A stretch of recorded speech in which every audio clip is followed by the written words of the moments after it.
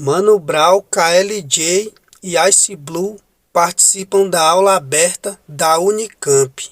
Mano Brown fala que o gatilho para ele foi rejeição, fome, indignação, relação pai e filho. Os rappers também entraram em vários temas. Se liga no vídeo, rapa. Antes de começar, já deixa aquele like, deixa seu comentário e é nóis. Analisando tudo que vocês falaram, e cada vez que eu ouvi eles falando, eu imaginava eu também começando lá com 18, também com 20, as dificuldades que é quando você não tem nada mesmo, né? Ainda tem uma família que cobra. O gatilho de tudo foi indignação e ódio, e fome. É sentimento humano, é digno, né? Raiva é digna, ódio também é. Porque se eu tivesse contente com a minha situação, eu estava lá até hoje. Se eu me sentisse amado pelo Brasil, morando naquele lugar que eu morava, eu me sentia rejeitado, né? Rejeitado desde a raiz pelo próprio pai e por aí vai, certo? Então, sim, eu era um desajustado, vamos dizer assim, um desajustado social, um sociopata. Confere a palavra? Um moleque bom que foi se tornando mal com o tempo.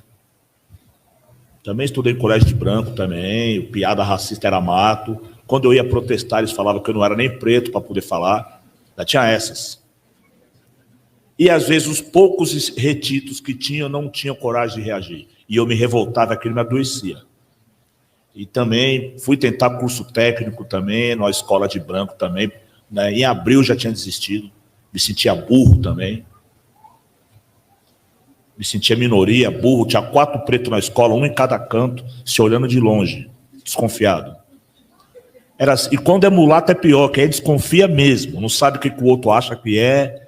Nem tem essa ligação, né? Quando é retito, dá até aquela identificação visual, cara, ó, pretão, tá ali. Quando é mulato, você vê, será? Vou esperar ele fazer o primeiro gesto, eu vou saber qual tribo que ele é. Uma piada do colorismo, eu tenho, o meu lugar de fala permite, ok? É isso aí.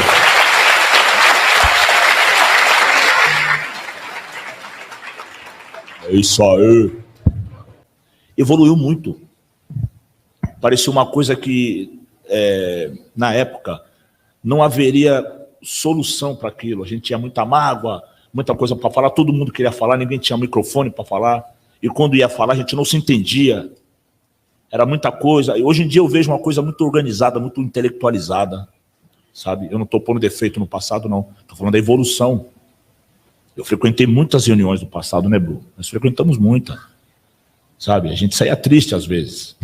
Hoje, eu vejo... a gente não pode dizer o jogo está ganho, a favela venceu, não é isso. Não é isso. A gente está caminhando, está em trâmite, estamos caminhando. Eu estou muito animado com o que eu tenho visto, né, com os jovens. Alguns depoimentos aqui, a maneira que eles falam, se expressam, realmente é brilhante, sabe? A forma que eles falam sobre si mesmo, o autoconhecimento, né, de tempo e espaço, de o que ele significa hoje, onde eles querem chegar, o depoimento do mano ali, das moças todas aí. Sempre embargado de forte emoção, sempre, e eu também, né? Então é isso, assim, o legado tá na rua já tá aí, tá na rua, tá espalhado, vocês são racionais também, certo? Uns mais, outros menos, uns conheceram depois, uns conheceram lá atrás, né? E é isso, tá? Falar de pai é foda, que nem ele falou, né? Já faz tempo que eu sou o mais velho de todos, né? Faz tempo que eu procuro o mais velho para me aconselhar e não olho, não vê, nunca tem. Hoje em dia eu sou sempre o mais velho, né? Sempre tem alguém pedindo conselho pro velhinho, vai lá, fala, filho.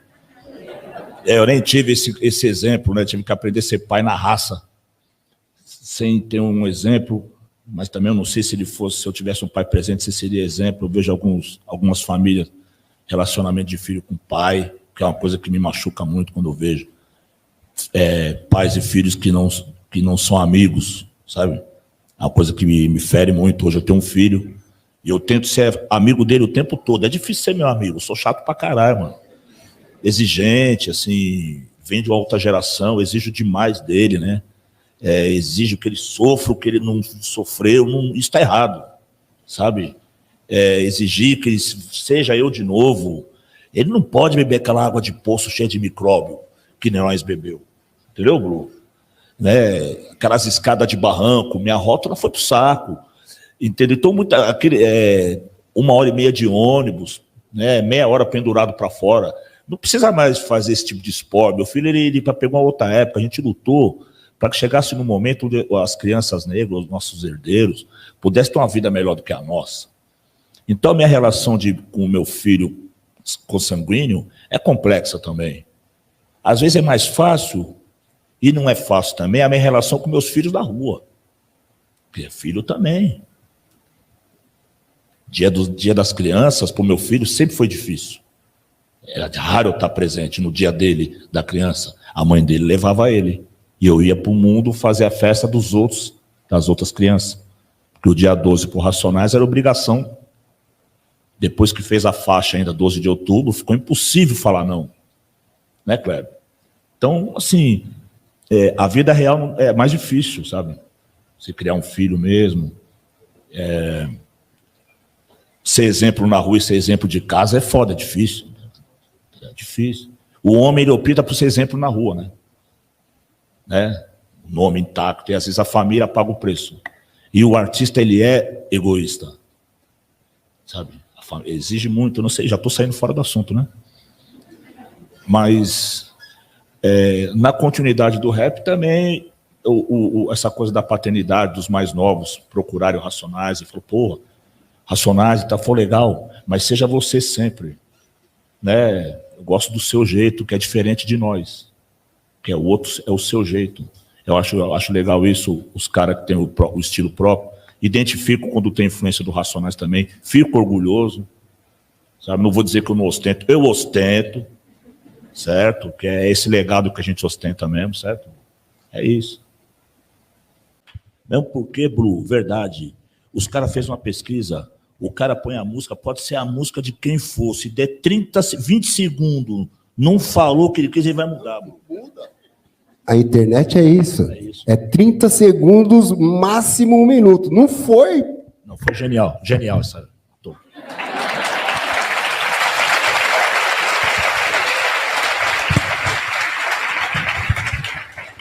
Você é louco, é o Blútil. Se você for analisar, o Racionais, ele sempre tentou ser fiel à época. Muitas vezes ele falava coisas desagradáveis, de época. Isso documentou uma época. Esse comportamento de época que antecede o governo Lula era uma coisa que a gente já estava prevendo. O governo Lula, ele só serviu para isso, que isso já vinha antes dele. Essa curiosidade, nossa curiosidade sobre as coisas que o mundo oferece, o mundo moderno, essa vida breve, vida pouca, vida breve, certo? Vamos parafrasear o Cazuza, essa vida curta que a gente tem. Quando a gente descobriu que a felicidade não está depois que morrer no céu, que na vida tem gente vivendo o paraíso hoje, e a malandragem estava falando isso para mim o tempo todo. Eu, como compositor de rap, pensando na sociedade, eu estava fechado, eu não estava entendendo isso. Que o povo tem sede de viver o hoje. Não depois da... Tá ligado? E isso fez o nosso rap ir do coletivo para o individual. Sabe? Que era o oposto do Sobrevivendo no Inferno. Que era um disco de estatísticas do coletivo.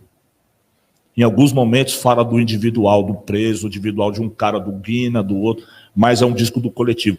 Esse outro disco, ele é um disco de pessoas falando, opinando, dizendo o perfume que quer, a roupa que quer, que cheiro que ele quer, a bebida que ele quer beber. Opa, esse cara é um ser humano. Ele tá tomando champanhe, tá comendo o quê que ele quer comer lá, que ele fala na música lá? Que? Mas esse cara, ele era só um número. Agora ele tá querendo usar, ele quer ter telefone celular. Pô, o preto nem todos são iguais. Esse disco fala isso. Nem todos os pretos são iguais. Não desacredita não, entendeu? Esse disco é isso. É um disco complexo também, tá tocando até hoje por aí. Não tem um dia que eu não ouço uma música desse disco. Que não é a mesma coisa do outro. Certo? Que é um disco importante, mas não... Morou? Ele fala do coletivo, ele fala de uma época, de um governo que antecede o governo Lula, já teve quantos governos de lá para cá, o mundo mudou bem, as gerações também mudaram. Regrediu nos últimos 4 anos na última eleição, é verdade, mas regrediu, se nem tudo está perdido, vocês estão aqui, a juventude negra está por aí, está buscando informação, está acontecendo. Tá? Quanto ao disco, que você acha que é um disco ostentação, eu não considero ostentação, por isso que eu ia te perguntar antes.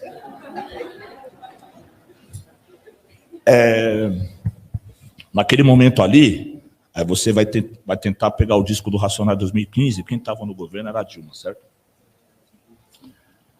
O Lula tinha sido, ele saiu do governo com 80 e quantos por cento de aprovação? 87? É um recorde. O Brasil tinha pago a dívida, emprestado dinheiro para o FMI. Eu passei 8 natais e finais de ano seguidos na favela durante essa época. Era o melhor lugar do mundo para passar o Natal. Eu vi. O problema de espaço e moradia é uma outra situação. A favela está lá, mas eu vi dentro das casas, a vida mudou, a perspectiva mudou, e as expectativas de o que é bom para a gente foi mudando também. E eu senti que o rap estava defasando. Falei, olha, a juventude está sonhando com coisas mais sofisticadas, irmão. Tipo, igual a música do Titãs, a gente não quer só comida, a gente quer mais coisa, a gente quer um perfume da marca X. Sabe? Então, opa, esse número aí é um número que pensa. Ele não só segue regras e vota em determinadas pessoas. Eles opinam, eles consomem, eles fazem a revolução com o dinheiro deles. Sabe? Estou complicando as ideias, mas é isso, tá? Se for um disco que humanizou o tal do cara da periferia lá, que também é um nome que eu já estou também já cansado de falar periferia, tem que achar um outro nome para isso. Né? O centro mudou, né? Então a periferia também deve ter mudado. Né? Você vai para o centro de São Paulo, você vai ver onde está a periferia, hoje é lá. Então, você vai de repente no Jardim Rosana, lá na Zona Sul, você vai ver um centro comercial gigantesco que já não tem no centro de São Paulo. Então você vai ver que a periferia também mudou de lado. É preciso rever, é importante mudar isso. O comportamento do preto também tinha mudado, viu? Em 2015, comparado com o de 2000, antes do Lula ser eleito. Passou 2000 para 2015, 15 anos. Aí sai o disco Pelas Marginais, os pretos agem como reis. Você está na marginal, tem que estar de carro, certo? Primeiro, qual carro? Vamos escolher. Tem crédito. Vamos tirar o carro e pagar na caminhada, na pedalada. Confere. Todo mundo fez isso. Morou? Aí o Ed Rock canta. Marginal tem estilo. Ele consegue... Morou? Essas coisas começam a aparecer. Estilo. Pô, qual que é o estilo? Vocês falam, passava fome há 20 anos atrás. Ah, tá com estilo agora. Entendeu? Racista não suporta. Então você vê as pessoas dentro do ônibus reclamando que tinha muito celular ao mesmo tempo tocando música. O outro reclamando que o aeroporto está lotado. O outro reclamando que tem muito carro no trânsito que ele não consegue passar. Tem muito motoqueiro. Porra, tanto... Lógico. Entendeu? Isso está tudo no rap lá. Porra, os mais puristas, poetas, naturalistas, pô, que disco consumista maldito. Entendeu? Mas tem que pensar um pouco mais. Da perspectiva do preto, não é esse consumismo barato, leigo, bobo que o branco da esquerda fala. Porque para nós pôr um tênis no pé significa muito mais do que ele pensa. Nosso povo é assim, se veste assim quando tem dinheiro. Quando ele fica lindo, ele não esconde, não se esconde. Entendeu? É o que o Bruno falou, né? Ele falou sobre a internet. Essa coisa de sensibilizar o coração do outro é foda. Porque muitas vezes a gente julga que o outro tem a mesma necessidade que nós, porque ele tem a mesma cor que nós. Muitas vezes ele vem de um outro lugar também. Sabe? Som. Muitas vezes as divisões é entre nós, inclusive. As nossas opiniões para serem aceitas entre nós mesmos também é uma... A gente vai sempre encontrar obstáculo, sabe? Com os de outra raça e com os da nossa raça também, porque a gente as coisas vão estar sempre em análise, sabe? Em teste. A sua ideia, a minha ideia, a ideia dele. Eu procuro expor menos ideias quando eu estou sob forte emoção ou quando eu tenho uma tendência a errar mais, certo? A me posicionar pior e não mostrar o meu melhor lado quando eu estou sob emoção forte. Tenho, às vezes, não me adequo a grupos, por ter sempre um pensamento muito crítico, muito ácido sobre tudo, e também me sinto, às vezes, excluído de discussões, às vezes me sinto sozinho também. Comecei a entrar numa... Ou não? Às vezes eu me sinto sozinho dentro do meu grupo, se eu estiver isolado num pensamento e não estiver ouvindo o deles, sabe? Como eu já fiz isso muitas vezes. Eu tinha muita fé num pensamento, muita obsessão, e não ouvi os demais. Aquilo me isolava. E eu me sentia também rejeitado, sabe? E isso bem jovem. Eu faço isso até hoje, para você ter ideia como eu era antes. Sim, muitas opiniões fortes, convicção, muita fé no que eu tinha. Então, às vezes eu atropelava a opinião dos demais. Eu não queria nem ouvir. É certo que essa força me ajudou a andar para frente, mas eu também perdi muita coisa boa no decorrer de que eu não ouvi. E eu sou um bom ouvidor, sabe?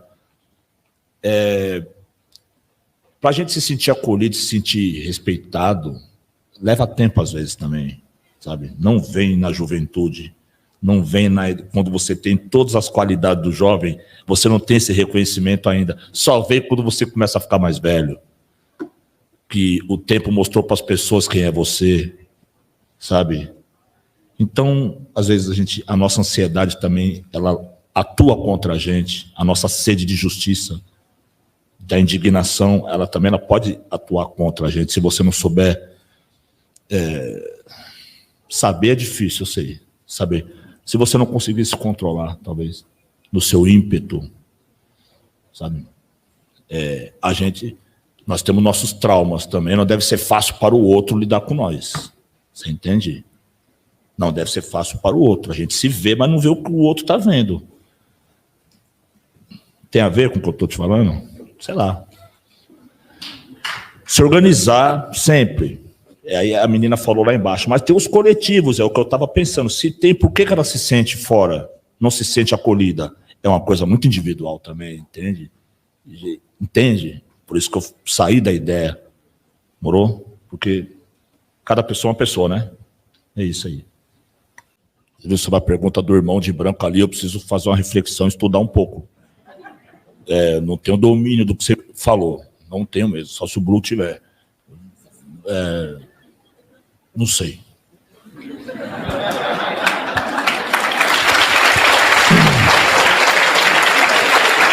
Preciso aprender. O que a gente pode contribuir? Já é difícil se manter vivo, Negrão. Vou te falar que é o seguinte, ó. De todo o dinheiro que a gente ganhou, pelo menos metade foi reinvestido para poder ficar vivo no barato. Tá ligado? Então, realmente fazer o dinheiro multiplicar é a nossa meta. Ou triplicar. Não tenho problema nenhum em lidar com o dinheiro.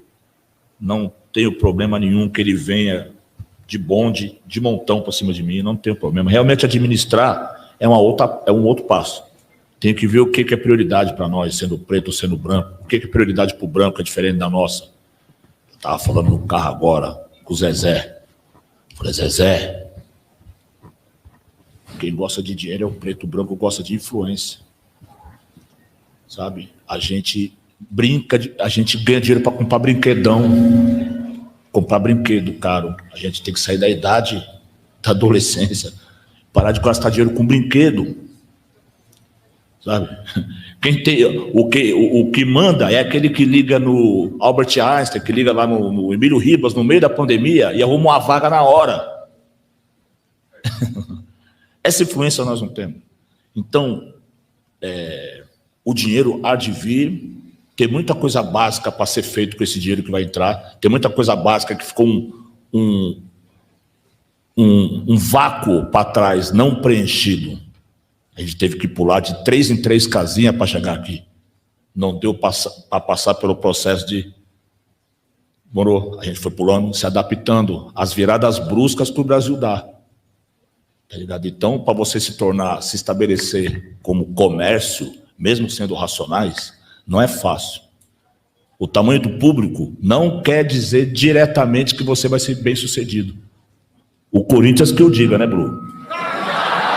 Você entendeu? Então, o tamanho da torcida não quer dizer que você esteja sendo bem-sucedido nos negócios.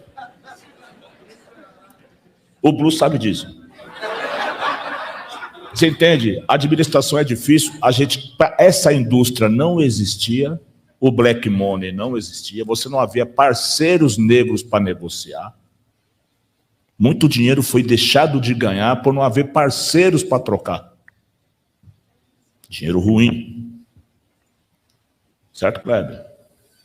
Certo, Blue? Nem é atitude heróica, não. Foi para sobreviver. Tá? Então, os negócios, é bom você pegar uma palestra com o Emicida. Ele vai te ensinar bem. Inclusive, eu tenho que aprender com ele. Fiote, esses aí esses são os bons. Entendeu? Eu atuo numa outra situação. Eu nunca fui o homem dos negócios. Nunca, né, Bruno? Nunca fui o homem dos negócios. Sempre fui das esquinas. Né? Então, eu sou um semi-analfabeto com sorte, tá? Não pergunte essas coisas difíceis para mim na frente dos outros. Você me complica. Não fala sério, né? Blue, Pé e Jay querem fazer suas palavras finais para a gente encerrar ou paramos aqui? Alô. Não, só complementando também ao que o irmão ali falou, se você puxar a história do Brasil, né, os pretos basicamente construíram o país e foram deixados de lado. O Brasil não gosta de nós até hoje, basicamente falando, resumidamente falando. Então nós temos que criar os nossos negócios, nossas empresas, nossas escolas.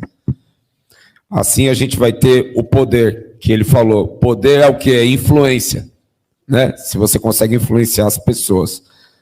Então, a gente também tem que ter, tem que ser um pouco como os judeus são, como os chineses são, como os árabes são. Brasil é essa mistura toda, essa bagunça toda, né? A gente também não pode, ignorar isso. Mas a gente tem que saber que nós somos pretos também. E que nós não somos muito bem-vindos aqui. Né? É só pedir o Uber. Chama o Uber que você vai ver. Entende? Fica parado numa esquina e vê quem está transitando, quem está ganhando dinheiro. Entende? Então são muitos fatores. A gente tem que olhar com um olhar amplo também. Né? Então, só concluindo o que o Brau falou, né? A gente não pode esquecer que a gente não é bem-vindo aqui. E nós, unidos, somos muito mais fortes, formando vários blocos de várias maneiras, né? Criando empresa, escola, como que eu vou dizer? Empresas e escolas, a gente tendo a nossa economia girando a nosso favor também, estudando, aprendendo sobre economia, sobre negócio, sobre guardar dinheiro, entendeu? Basicamente é isso. Boa noite, quero agradecer a todos. É sempre importante estar trocando essas ideias. Eu também tenho várias pessoas que se sentem perdido dentro da universidade, não se sente sozinho. Mas a parada é o seguinte, lá fora você vai ter esse mesmo sentimento, ou trabalhando para alguém você vai ter esse sentimento. Então aproveita a sua oportunidade, aproveita esse momento que você vai conseguir chegar em algum lugar. mesmo com os olhares das pessoas que não gostam da gente, mesmo com todas as dificuldades que eles vão criar no meio do caminho, mas nada vai ser fácil para a gente, em qualquer lugar do mundo. Então, mesmo que vocês se tenham em dúvida do que vocês estão fazendo, o que vocês querem ser, o que vocês querem fazer da sua vida, eu também tive muita dúvida, mas eu deixei minha dúvida quando eu vi o rap. Eu falei, eu quero fazer isso. Então, qualquer uma das matérias da profissão que vocês escolherem, seja dedicado, minha nota é 10, 9,5, nem rola. Essa é a parada. Sempre tentando o melhor. O aprendizado, é o que eu falo, eu quero aprender constantemente. Hoje, amanhã, sempre parar para ouvir. E prestar atenção no professor, respeitar o professor, que é coisas que a gente perdeu com a evolução. A evolução trouxe bastante coisa boa, mas trouxe bastante coisa ruim também. O desrespeito, principalmente.